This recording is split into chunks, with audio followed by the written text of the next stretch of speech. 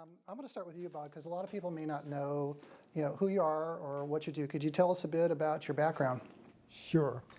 I spent 43 years working for one company, which is very unusual these days. I started with Douglas Aircraft Company as a summer job. And as my career was evolving in 1968, I was asked by my boss if I had any ideas about what he could tell the Air Force about how we'd get to orbit 10 years from now. And so for a joke, I said, well, why don't you tell them how the alleged UFOs do it? He said, that's a great idea. Why don't you work on that? So that was when I read my first UFO book. It was by Don Menzel. And I looked at it and I concluded that this guy is ignoring all the data. And then I read another 50 books. And a year later, I was standing in for my boss to report on how well we were doing on contracts. So our job was to get new contracts. And I said, well, we're doing fine. I gave him the regular report. And then afterwards, they said, well, Dr. Wood, we don't hear from you very often. Could you tell us a little bit about what you do that's interesting?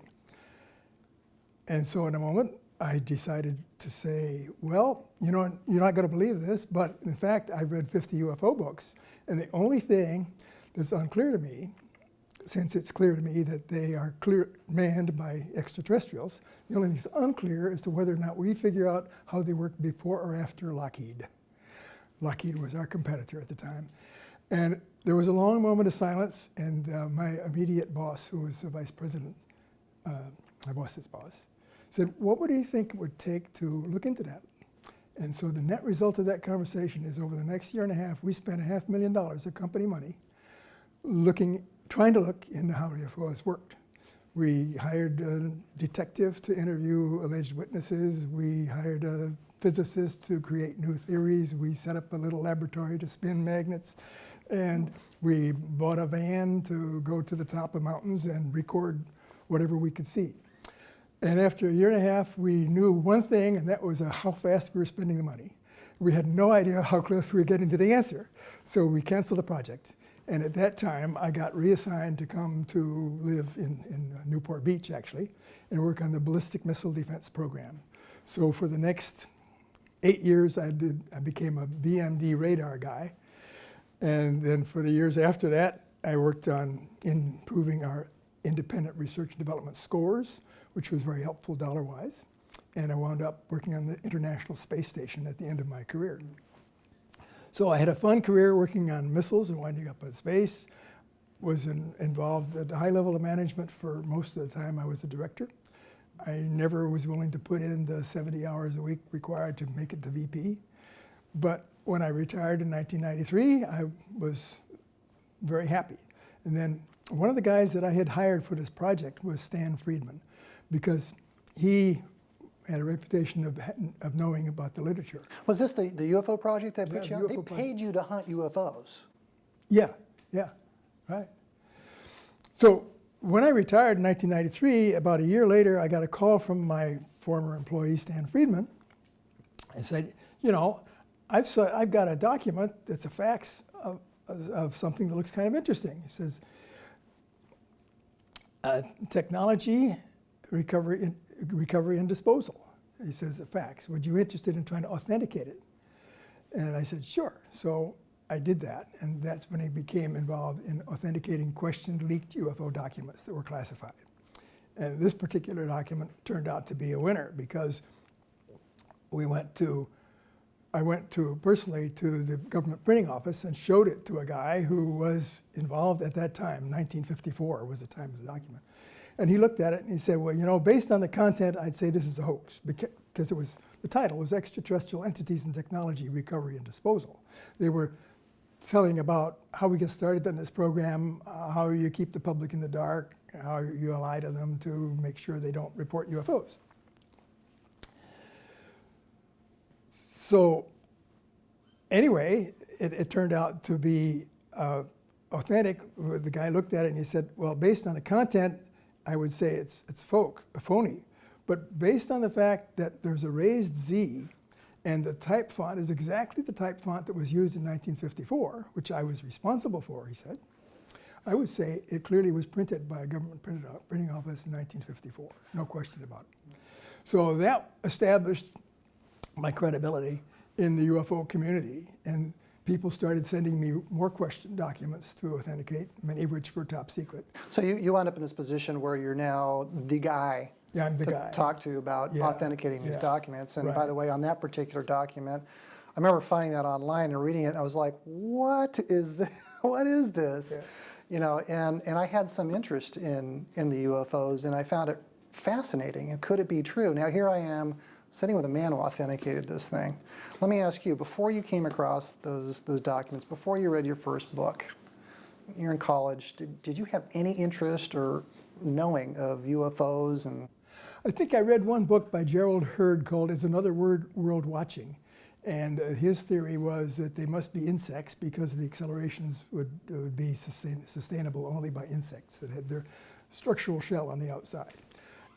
And that's, as I recall, the only book I ever read until I read this first one by but it's Tompkins. playing our realm of knowledge of three-dimensional aerodynamics and nothing about inertial. Cancel. Yeah, my degree was in aeronautical engineering, and then I had a PhD in physics at Cornell.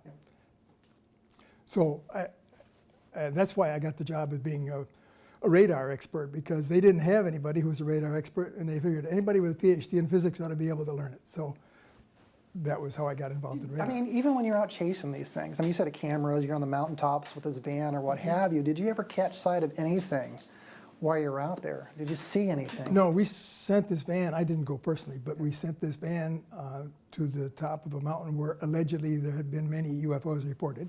And he was there for a week, and he took photographs of anything interesting, but there was nothing to see. So it didn't really nothing you could put your finger. That was a good example of why we canceled the project. You know, we spent all this money to instrument this van and got nothing.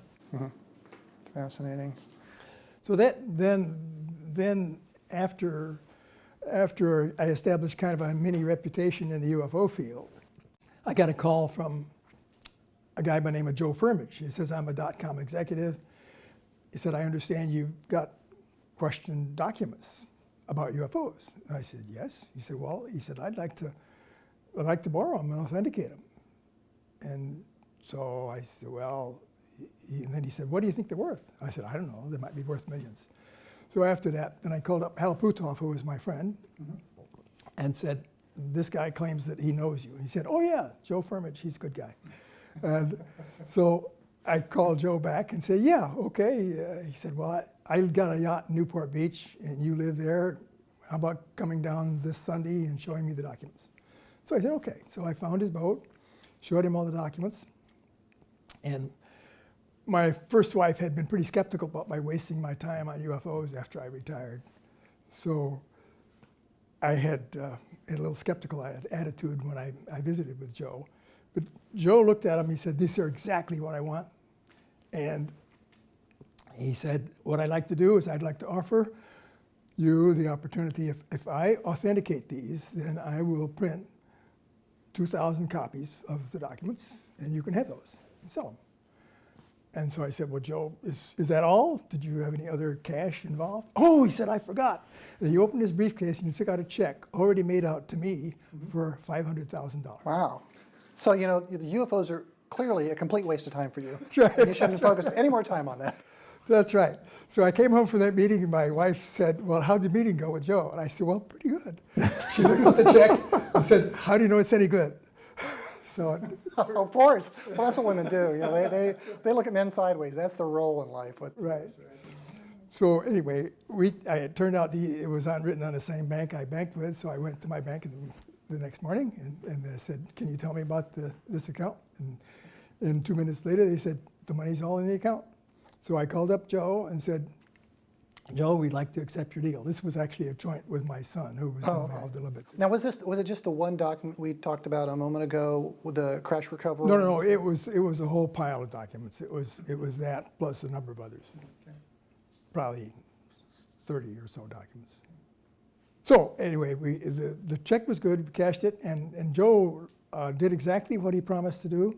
He had his company print 2,000 copies of these documents, and we were getting such interest that he said he wanted to make a video of the truth. He said, you know, I'll give you $300,000 to do that. Actually, it was $250,000. So my son and I went to Hollywood and found out there were 5 different ways to get screwed in Hollywood. We found them all. I'm sure there's more than 5. Yeah, there's more than 5. But anyway, we did create this video called The Truth, Evidence That We Are Not Alone. And everybody was happy with that. And then Joe went on to other things. And by then, my son and I were clearly involved in the process of studying the subject. I want to, if you wouldn't mind, could you tell us a little bit about MJ12 and those documents and how you came into that whole scenario? Because I know the website out there that you and your son have just a ton of information out there. Well, yeah, the website is majesticdocuments.com, and that's where my son actually set up that website. And in that website, we put in a high-quality scanned copy of every document that we have. Actually, most of whom, all of which are in the other room, just a few feet away from where we are. Each document has a story to tell of its own, and then there's an authentication issue associated with each one, varying from really rock solid occasionally, where it's a copy of something that was supposed to go to the MJ12 of the CIA, and, to documents that seem to be the right kind of words at the right time, written by the right guy, but you can't prove that they're actually were, in fact, top secret documents. So I get the impression that maybe there's, I haven't really dug too deep in all honesty. I'm not super familiar with MJ12, a little inkling about that. So for our viewers who don't know. Well, I think a good example of an MJ12 document would be one that was written during the very early part of the war, actually just before the war, because at the so-called Battle of LA, which is like February 25th, 1942, after we shot down after we used 1,430 rounds of ammunition to try to shoot down one or more craft, then there was some information that Bill Tompkins got, but also there were some documents that were written one by Marshall, who was the head of the Army, and to FDR, and one from FDR back that basically said, one of the documents said that we had recovered 2 craft. One was shot down in the San Bernardino Mountains, and the other was salvaged by the Navy at sea. So thank you for that, because I know I've talked to Bill a bit, and we've discussed this in our conversations, but other than what Bill said, I was unaware that there was actual documentation that indicates that actually happened. That's the earliest top secret documents that I've seen, and then it begins a string of classified documents throughout. One of the things that Bill told me recently that surprised me a little bit is that the documents that he was dealing with, even though they were clearly super top secret, were not stamped at all. And the Navy seemed to feel that that was better protection if you just control physically. Bill, was it an issue of better protection, or was it just they hadn't maybe advanced their compartmentalization of security to that point? Actually, like Bob says, it was so classified, the best thing to do is not classify it at all and keep it in your own facilities. And the admiral that was handling that, Admiral Ricabata, 4-star, that was his approach. He just said, we're not going to put any document out of this facility that's even confidential. So every trip that we made, we didn't handle any security documents. Unbelievable. So all these documents you're digging up that you're now authenticating, be they MJ12 or other governmental documents that are kind of pointing some kind of evidence, be it circumstantial or otherwise, they're not marked. They don't really kind of give the blessing that this thing ever existed within a security structure. Well, the documents I'm talking about, MJ12 documents, were all marked. Oh, those were marked. Oh, yeah, those marked top secret. And in some cases, only secret, but mostly the ones that were really important were the ones that were marked top secret. The people who challenge, the skeptics sometimes who challenge the authenticity. Yeah, let's talk about them. I mean, what kinds of things are they saying? Well, one thing they say is that the first place, they don't follow the procedures for classifying documents. And then they go into detailing, this is what the procedure says, and this document doesn't follow that procedure. And so they're unwilling to accept that the security person in charge of a program can do whatever he cares, no matter what the official rules say. And that idea has just never seeped through into their minds. So that's the first challenge, is they don't follow the procedures. And then, of course, the skeptics go on to say, well, how would you ever keep this secret? And that's still an extremely valid question. I mean, as I've talked more and more to Bill and learned more about what really went on that we didn't learn about, I mean, basically, if you can convince somebody that the Germans got to the far side of the moon before the war ended, then you can convince them of anything. But it's very hard to make that first step. But that's where it is. I think we really need to establish the fact that there's a process in place that actually controls what the public can learn in multiple levels of great sophistication, and that's been going on since the Manhattan Project. It started with compartmentalization. Yeah. So for you, it's a chase, really. I mean, I can see the passion you have with this. I mean, you've got to be doing it for this long. I mean, there's a passion there, clearly.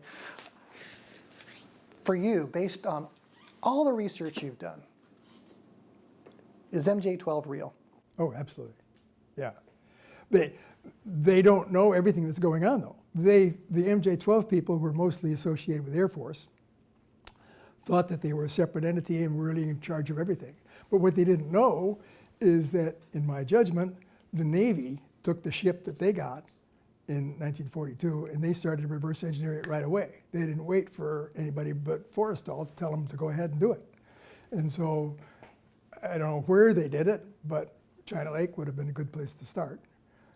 So my guess is that craft got shipped to the Navy, and the Navy people did the best they could to try to figure out how they worked. Mm-hmm. I think it still took the Navy, a decade or so to get enough smarts to figure it out. Right. But I think the Navy was the first to get the essential ingredients of trying to replicate them. The interesting, ironic thing is when I was first offered the opportunity in 1968 to figure out how they work by my management, the thing that makes me really think twice now is that it had already been done when I'm in 1968. I'm sure that the Navy knew how they worked by then, and probably the Air Force too. Interesting, but Douglas didn't. No. No. As close as Douglas was to the Navy, you'd think, hey.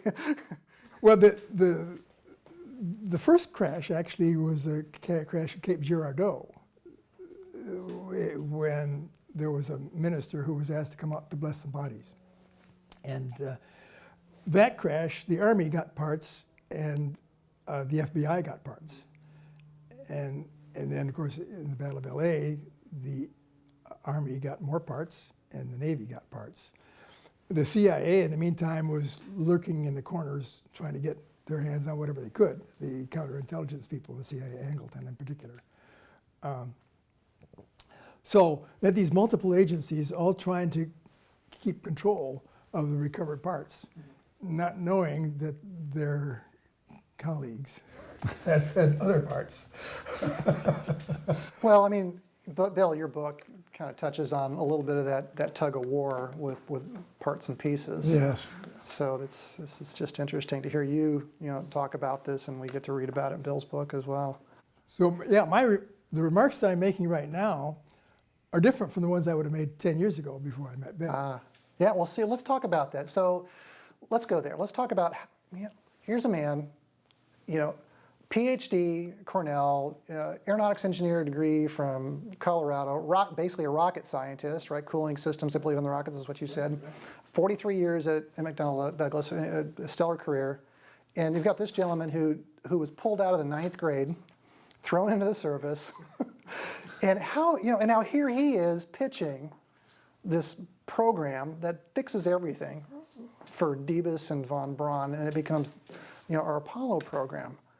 How did you two get together? How does a guy like you connect with a guy like this and then cross over? Tell us a little bit about this story, about the thought process you had to go to kind of, quote unquote, come on board with the reality of the ETs. Well, let Bob say how we got together, because it's really one of his friends in the business that got me to go with Bob. Well, my recollection of first talking to Bill was on the phone when I got a phone call from him. And he started telling me a little bit about his story. And so I wrote down a page's worth of notes. And I thought, well, this is kind of unbelievable.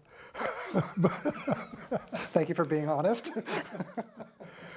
But I had one of the jobs I was given back at Douglas Aircraft was to interview people from the outside world who had ideas.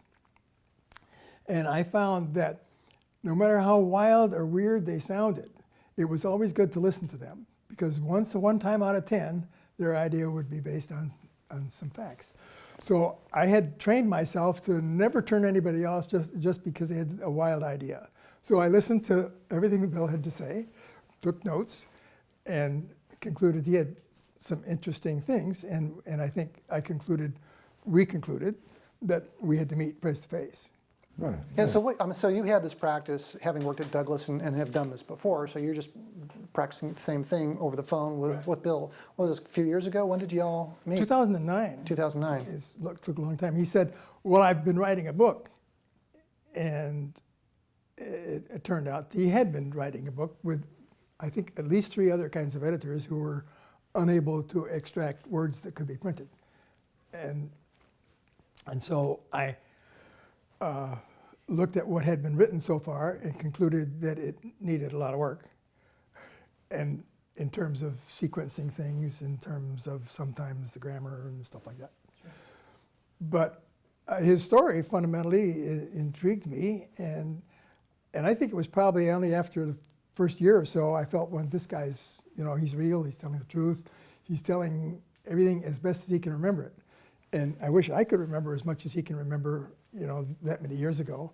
But I never doubted for a moment, well, after we became acquainted, that what he was telling me was as best as he could remember what really happened. He didn't evaluate or embellish on anything. If he didn't know the answer, he said he didn't know. And so that made me feel comfortable that. Not quite, because for the first 6 months, he didn't believe one word I was telling him. Chime in anytime, Bill. Let's hear it. Yeah. So anyway, we started shaping the book up, and it took a long time until I got seriously interested in actually making this a real book. And I forget exactly what it was that triggered me, but in the last 2 years, was it 2014, I guess it was, Yeah. we really started to look at drafts.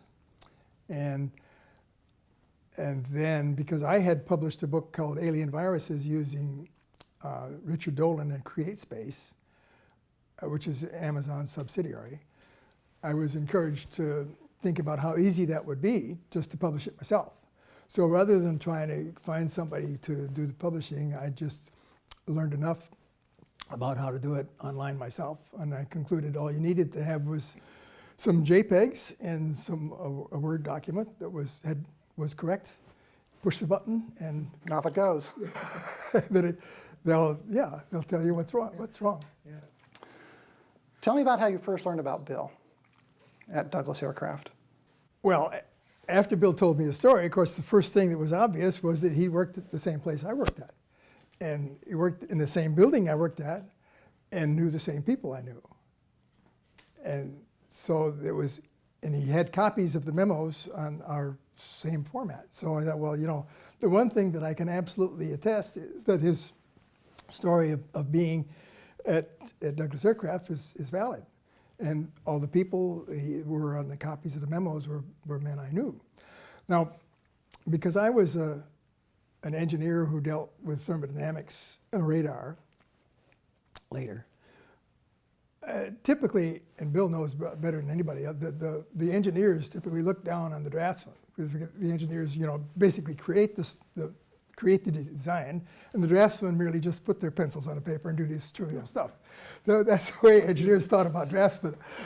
So even had I wanted to find out more about what Bill was doing, he was working in ground support electronics, which I had nothing to do with. And furthermore, he was a draftsman, and I wouldn't have been inclined to go talk to a draftsman, ordinary draftsman, just putting pencils on the paper. So there was that schism between, you know, the people who thought they knew a lot, the people who allegedly were actually doing the real work. And it took me a good deal of experience in a company to realize that everybody was doing a very important job in order to make it all work. So when I learned that Bill had been there at the same time I'd been there, I started to ask myself the question of how come we never met? And I just concluded that it was just because I was working on something different from what he was working on.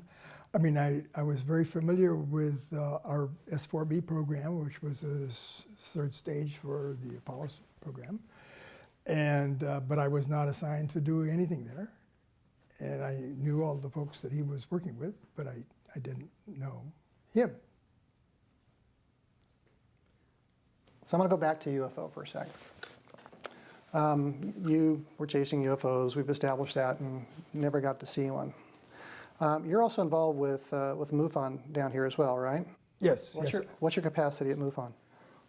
Well, I just finished, I think, 17 years as one of their board members, and I retired from that position. Are you still active? I'm still active, yes. Actually, I'm still involved in helping to plan next year's conference, which, it hasn't been publicly announced yet, is going to be. Do we want to broadcast that now? Because this is going to go out. I don't think so. I want to ask you, and I asked you this the last time we visited, and I love this topic, because you've been involved with MUFON. Yes. And you've met people who have seen UFOs and who have had encounters with ET. Would you ever want to see a UFO? No. Why not? Well, let's see one. I might be willing to see one if it's 100 feet away. But my observation is that the subsequent events that happen to people who get really closely involved is generally not good. There's probably exceptions, but I haven't ever personally seen one. I've never personally been threatened that I'm, quote, saying too much to the public. I've spoken with the Rotary Club, the Exchange Club I belong to, telling them what's really going on, and nobody seems to care. So. Yeah, it sounds about right. People are pretty busy with their lives, and it's not anything that kind of affects them. Right. But I think with respect to actually becoming involved with interacting with an alien, I don't think that would necessarily be good for my life. I'm happy with my current wife and my current situation. Being involved in this as an editor, communicating what I think is a real word, is a lot of fun. So far, nobody's threatened me. And if they did, I might stop. Who knows? Yeah. And I just find it interesting. It just seems like a little bit of a contrast. You know, you've got a guy who's helping Bill, writing the books, extraterrestrials, but just keep the UFOs and the ET away from me. So I think that's so funny. How about you, Bill? Have you ever seen a UFO, Bill? Do I need to ask that question? Well, actually, I saw one on a photograph of my uncle.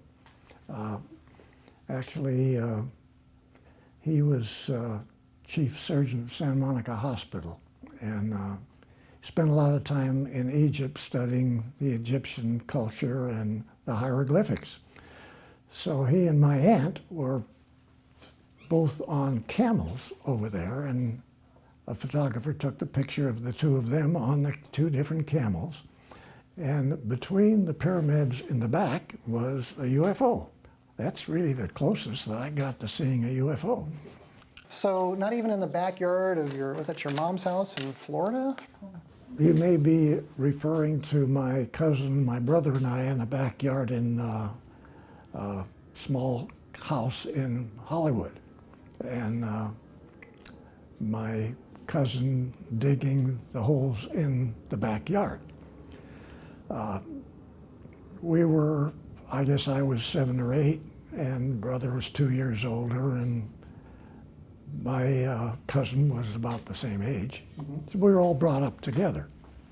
And so we're in the backyard. We didn't have any landscaping because everybody was pretty poor. And we would dig holes. And we were digging holes in the dirt in the back. We'd actually go down and pull the dirt out and go down deeper and pull the dirt out. And then these ports came over. And they were watching us there. And so the first thing you say, well, what's aboard? And so these were just really nice, small people that they wouldn't just appear, but they would come, they always came from around the side of the house, like from the street level, along the side of the house, and then they'd appear in the backyard. And they would be talking in some sort of language, and very friendly, watching us dig the holes, and then they dig some holes too. And finally, it got to a point where they were interfering with my cousin's hole, and so he had to sort of make them back off. And but we didn't go as enemies, and they would leave. So again, the question came out: who were the Borts? And I guess Bob doesn't know much about this part, but That's true. my cousin, John Handon, he got malaria in the Pacific during World War II, came back, got his doctor's in geology, went to work for a Shell Oil Company down in Houston, and had to leave California. And got married, went down there. And he continued his studies and finally got a doctor's in astrophysics. And he became a very prominent astronomer. And he was funded in a hole drilling program off of the East Coast down on a platform underneath the ocean where they drilled down the deepest hole for research at what the planet was made of underneath the ocean bottom. A lot of publicity about it. And so he became an advisor to TRW Systems, which I worked at quite a number of years after I had left 12 years at Douglas, where Bob was. And so he became a consultant to us. And it was interesting that his Borts continued to be involved in his drilling of the deepest holes on the planet. Is this the first you're hearing about this? Yes. And so John got funded. He became Dean of Texas A&M, and got considerable money to study extraterrestrials. And of course, his interpretation of the Borts were that they were extraterrestrial children. That's in the backyard of a small house in Hollywood. So You know, if I'm an ET child, where am I going to hang out? You know, there's a backyard in Hollywood. Let's go there. Yeah. Let's go dig some holes. So John actually got involved in extraterrestrial, obviously from the Borts, and he was involved in studying the relationship between extraterrestrial Borts or other extraterrestrials in different parts of the galaxy. And he did many studies reviewing what extraterrestrials, who they were, what they were involved in, why they would possibly be here, were they actually here? And here he is, an astrophysicist. His job is studying dirt, structure of the planets, comes up with all kinds of philosophies about different extraterrestrials from different planets in the solar system. Is this written up somewhere, Bill? Yes, he's very well written. You got something to read, don't you? Well, no, I'm just saying that that's just a part that Bob and I hadn't gotten into much. But it was fun with them bouncing around in that backyard. Like with parents around, adults see them? I mean, was it just you kids back there? I mean, what? People didn't see them. Other people didn't see them. The Oh, they were there, but they didn't see them? Yeah. Yeah, that was the question. Good question, Bob. So there were adults there, but they couldn't see the boards, Yeah. but you could. And so obviously there was some sort of a connection there. Now, I have to go back from that to Uncle Harding's hobby, because like we said, he was chief surgeon at the Santa Monica Hospital, was making extremely good money, had a beautiful, large home 4 blocks from the beach in Santa Monica. And when my dad was out of a job, we stayed with them for 2 years. And he and his wife and the 3 daughters were taking continued trips to Egypt, storming over and inside of the pyramids and making arrangements to bring back all types of Egyptian artifacts. Now, Uncle Harding was convinced that the Egyptians were related to extraterrestrials, and he was convinced that extraterrestrials existed out in the galaxy and were somehow being involved in what's taking place on this planet. So his work was studying everything that he could find, looking at all aspects of the Egyptian civilization here on this planet, and what were all the artifacts. We brought them back. He had thousands of photographs he took over in Egypt. Brought them back, set up studies, different people on all different subjects. And he sort of narrated, sometimes participated as a senior member of the groups, sort of an advisor to different studies, obviously heavy in astronomy. This is over at TRW? No, he did this mostly independent with his work in Texas, in Houston. And however, he was an advisor to Caltech.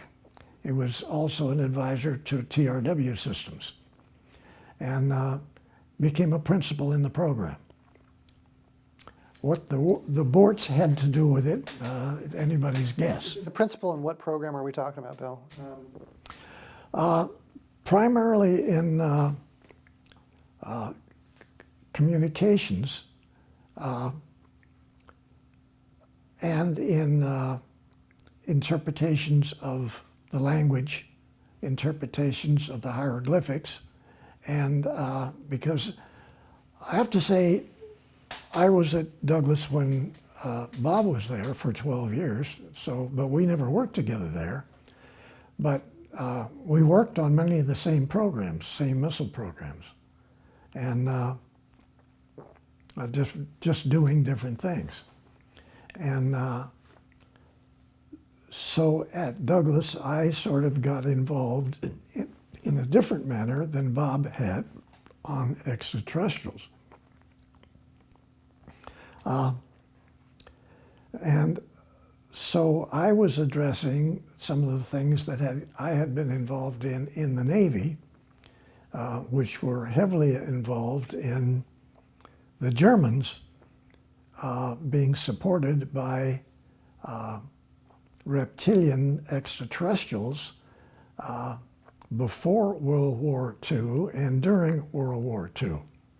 And this is a whole different story, a whole different box. Right, and we can go there in a bit. I want to go back, just try to summarize some of what you said, because I'm a little bit lost on Dr. Harding, his work with the Egyptians. What is the communications? How does that tie into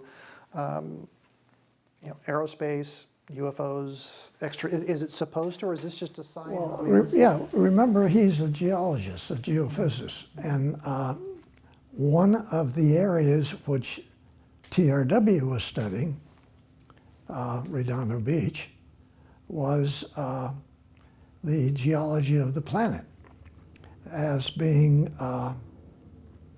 maybe not the best thing that we would like to be.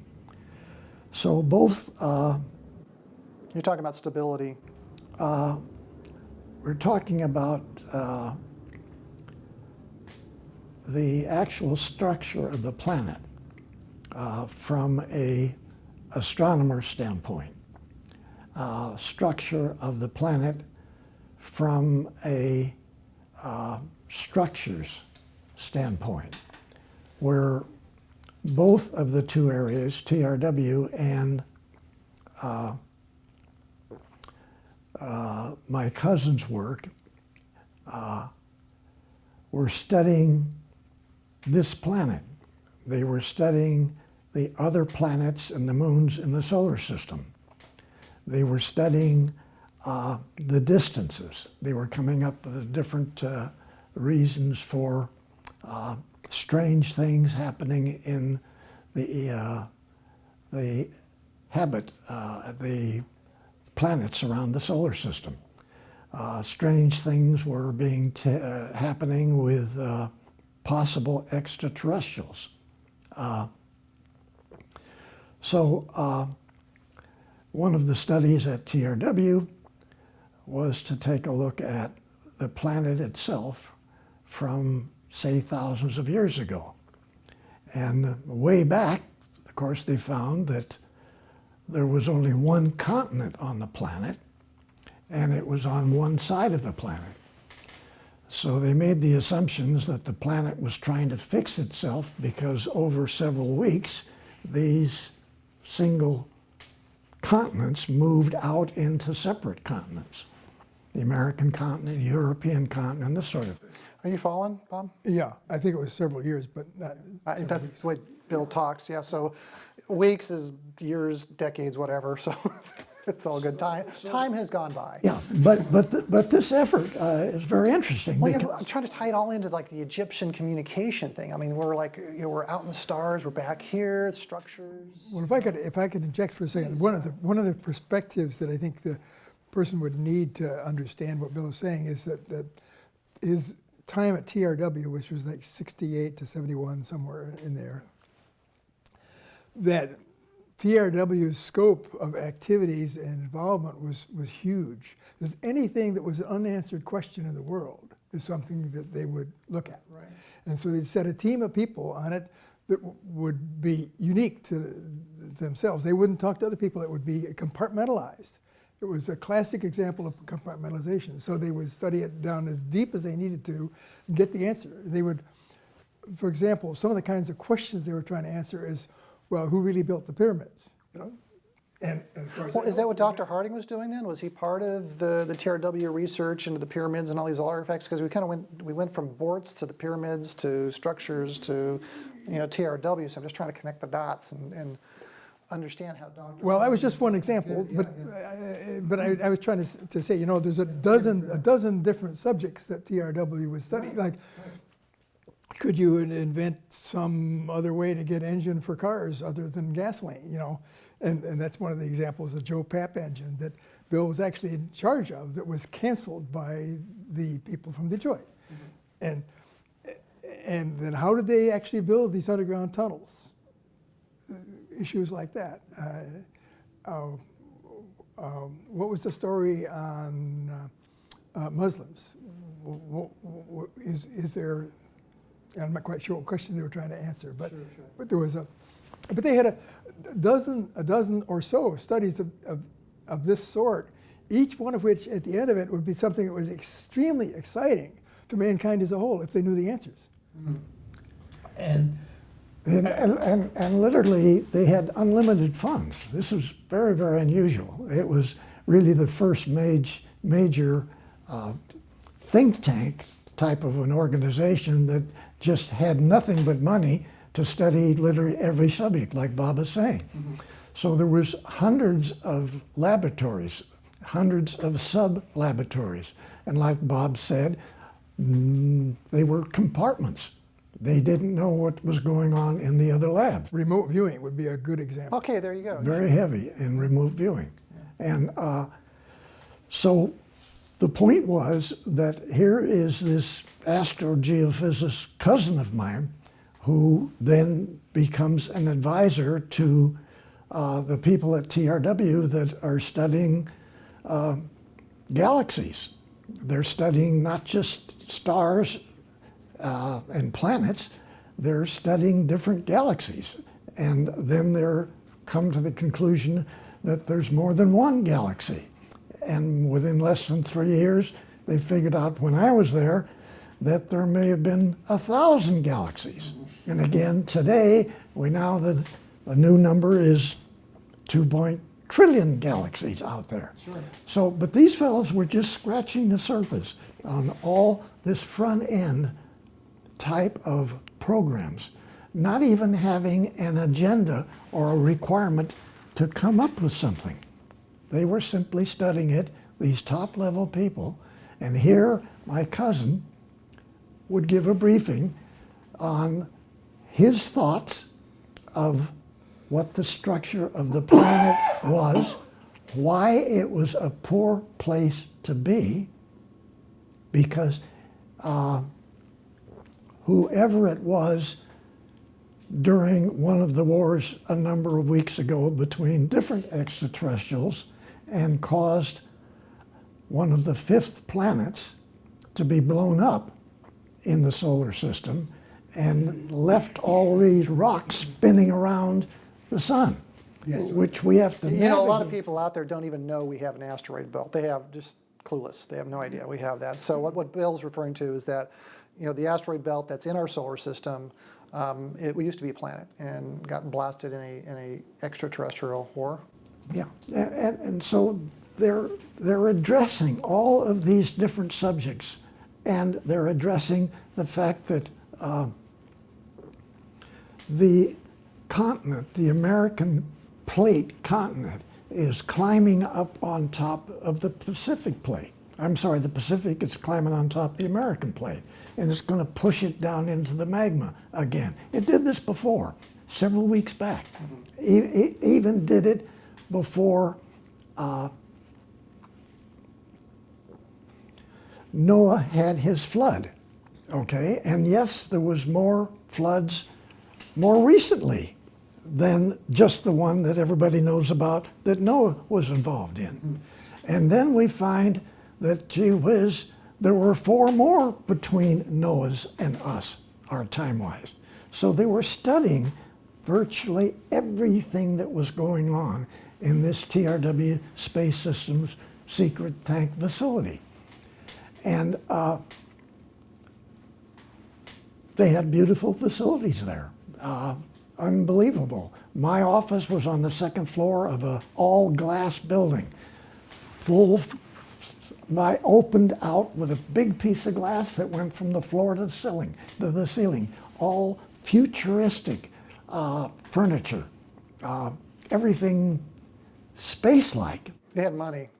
Money, and it's a fun place to work. And a fun place to work, yeah. Fun place to work.